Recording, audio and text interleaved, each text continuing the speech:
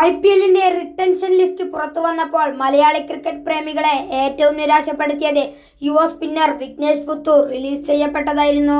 കഴിഞ്ഞ സീസണിൽ ലഭിച്ച പരിമിതിയായ അവസരങ്ങൾ നന്നായി ഉപയോഗിച്ചിട്ടും 5 തവണ ചാമ്പ്യന്മാരായ മുംബൈ ഇന്ത്യൻസ് ഒഴിവാക്കുകയായിരുന്നു. പക്ഷേ IPL വിഘ്നേഷിന്റെ ശരിക്കുമുള്ള സമയം ഇനിയും വരാനിരിക്കുന്നതേയുള്ളൂവെന്നതാണ് വ്യക്തമാകുന്നത്. കാരണം അടുത്ത മാസം 16-ന് നടക്കാനിരിക്കുന്ന മിനി താരലേലത്തിൽ 2 വമ്പൻ ഫ്രാഞ്ചൈസികൾ അദ്ദേഹത്തെ നോട്ടമിട്ട് കഴിഞ്ഞതായാണ് റിപ്പോർട്ടുകൾ. ഇത് ആരൊക്കെയാണെന്ന് നോക്കാം. IPLന്റെ മിനി താരലേലത്തിൽ നിലവിലെ ചാമ്പ്യന്മാരായ റോയൽ ചാലഞ്ചേഴ്സ് ബംഗളൂരുവും 5 തവണ ജേതാക്കളായ ചെന്നൈ സൂപ്പർ കിങ്സുമാണ് വിഘ്നേഷ് പുത്തൂരിനെ രാഞ്ചാൻ ഒരുങ്ങിയിരിക്കുന്നത്. റേവ് സ്പോർട്സിന്റെ മുതിർന്ന മാധ്യമ പ്രവർത്തകനായ രോഹിത് ജുംഗ്ലാനാണ് ഇക്കാര്യം പുറത്തുവിട്ടിരിക്കുന്നത്.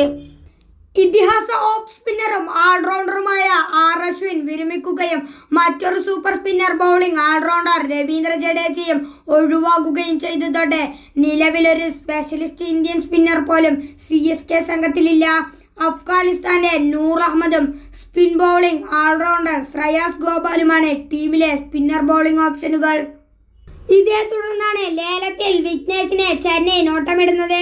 മുൻ ഇതിഹാസ നായകൻ MS ധോണിയെ അദ്ദേഹത്തിന്റെ കഴിഞ്ഞ സീസണിലെ പ്രകടനം ഏറെ ആകർഷിക്കുകയും ചെയ്തതായി ജുംഗ്ലാൻ ചൂണ്ടിക്കാണിക്കുന്നു. CSKയുടെ ഹോം ഗ്രൗണ്ടായ ചെപ്പോക്കിൽ നടന്ന എൽ ക്ലാസിക്കോയിലൂടെയാണ് വിഘ്നേഷ് IPL അരങ്ങേറിയത്. റൺ ചേസിൽ അനായാസം ജയത്തിലേക്ക് കുതിച്ച ചെന്നൈയെ പിടിച്ചു നിർത്തിയത് മലയാളി താരത്തിന്റെ മാജിക്കൽ സ്പെല്ലായിരുന്നു. 3 മുൻനിര വിക്കറ്റുകളാണ് വിഘ്നേഷ് കളിയിൽ വീഴ്ത്തിയത്.